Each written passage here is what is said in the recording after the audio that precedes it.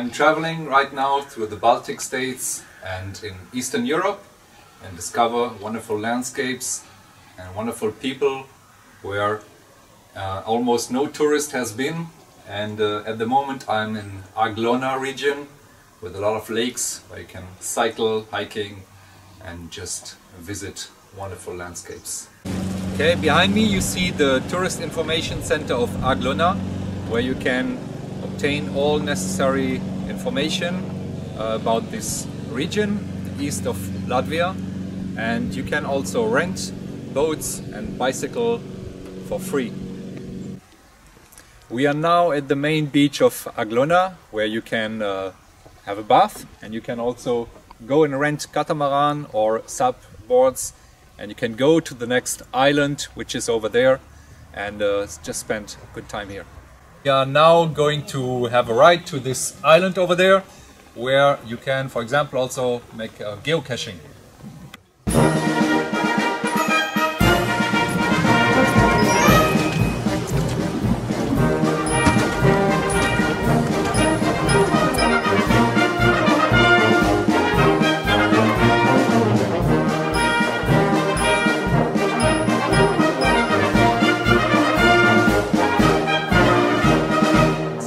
Petit paradis.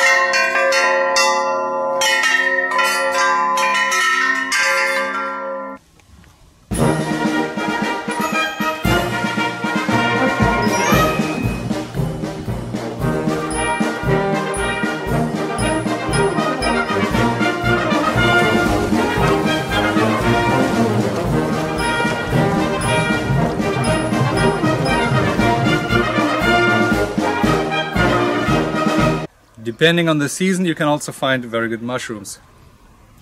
Behind me you can see Aglona's Basilica, first attraction for religious tourism. This building was renovated for lots of money in 2013 for the visit of Pope, I don't know which Pope. Yeah, it's a central place in Aglona which you can visit too. This monument behind me, the honor of the first and last king of Lithuania, King Mindaug, who was assassinated in 1263 by his political religious rival Daumund. And you can see also his wife Martha, who was from this region, Aglona.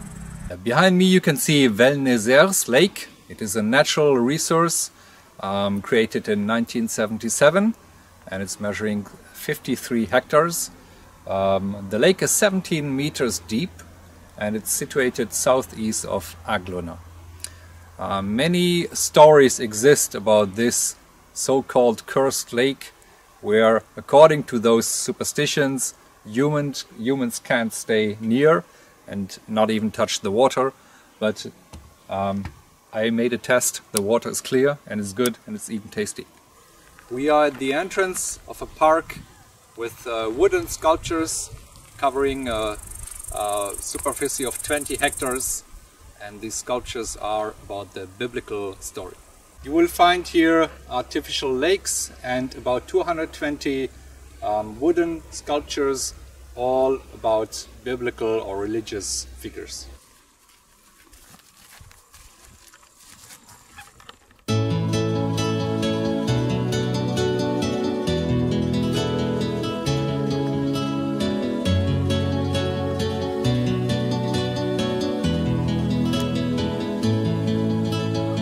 Piedie viņa gari galdi,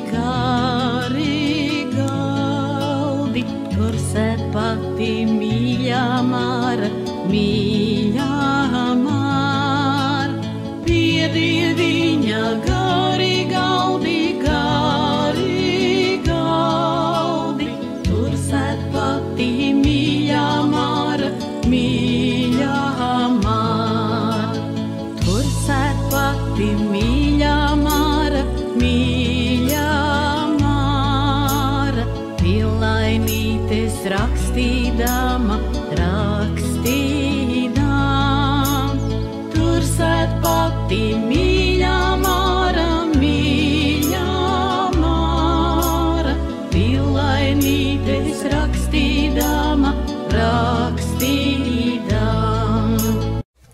In Aglona you will find 3 museums: the Museum of Bread, Baking Bread, the Museum of War, and the Museum of the Post-History of Latvia.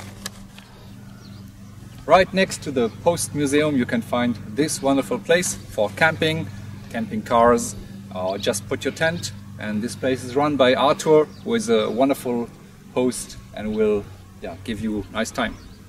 The Postal and Information Museum in Aglona offers 3 themes: local history, the history of communication from ancient times to the modern world of technology.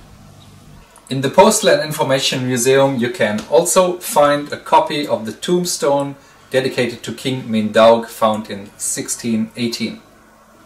The Postal Museum offers time travel and gives access to a medieval prison. Information has always been a reason for imprisonment throughout. Not far from Aglona was the ancient postal route St. Petersburg-Warsaw. It is one of the longest postal lines in Tsarist Russia, 1,250 kilometers.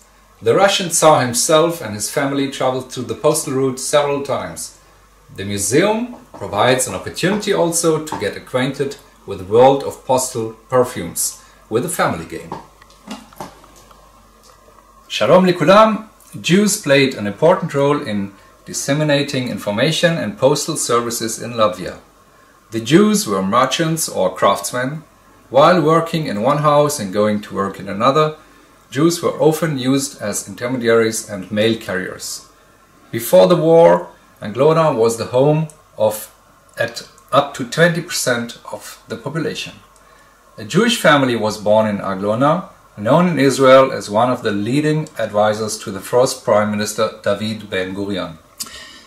כי כה אהב אלוהים את העולם על כי נתן את בנו יחידו למען לא יאבד כל המאמין בו אלא ינחל חיי עולם. In the museum's mail car you can read through pre-war newspapers and documentation.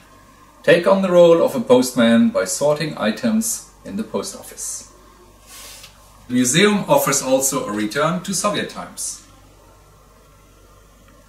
2 Roman popes have visited Aglona, and the Russian President Vladimir Putin spent his school holidays in Aglona during his childhood. The museum also tells you a lot about the locals. For example, Alois Brock and the poet Rosalia Tabini, a pseudonym Naiz Mirstule. You will find also amusing details and stories about young people's communications methods of all times.